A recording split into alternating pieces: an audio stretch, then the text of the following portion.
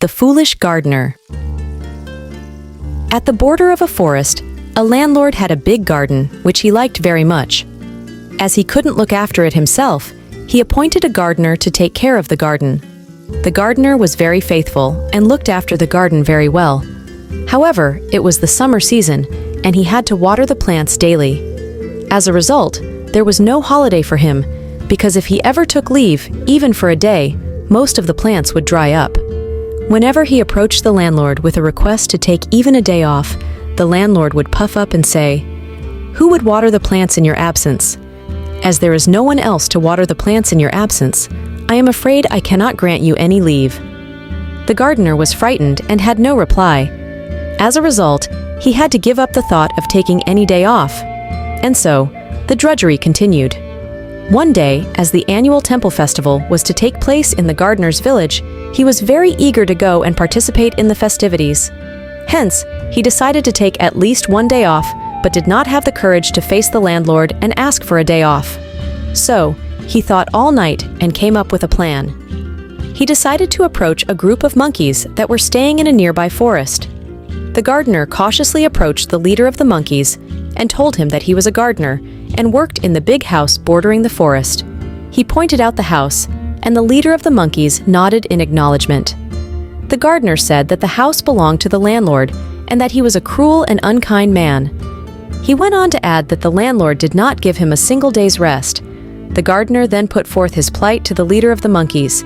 He said, "Tomorrow is a big festival in my village, and I wish to go and participate. Can you possibly help me?" The monkey chief was a bit taken aback, as he had no idea how to help the poor gardener. He asked the gardener, "In what way can I or my subjects help you?" The gardener then laid down his plan. "For one day, starting tomorrow, you and your subjects, please look after my work."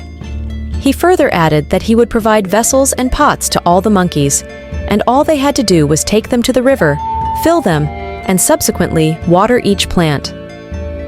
The monkey chief, after listening to the gardener's tale of woe, felt pity for him and said, "Don't worry, you go and attend your festival, and we shall look after your work." The gardener was relieved and happy. He gave some vessels and pots to the monkeys and quickly left for his village to take part in the temple festival. However, the monkeys had one doubt. They had no idea how much water they should pour on each plant, as they forgot to ask the gardener. So they approached the chief and told him about their problem. The monkey chief thought for a while and said, "You have to water each plant according to the length of its root." His subjects then asked the leader how they could find the length of the roots. The monkey chief got a bit angry, dismissed them, and said, "Pull out each plant, find out how far the roots have gone in, and put them back. Then, water each plant accordingly." The monkeys were awestruck at their chief's wisdom, and they all applauded. The chief then proudly asked his subjects to get down to work without delay.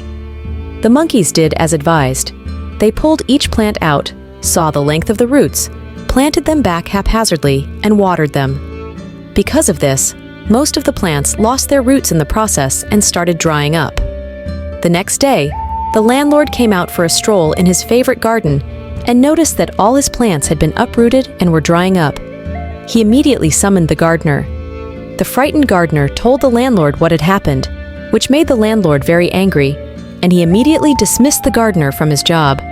As a result of his foolish act, the gardener lost his job.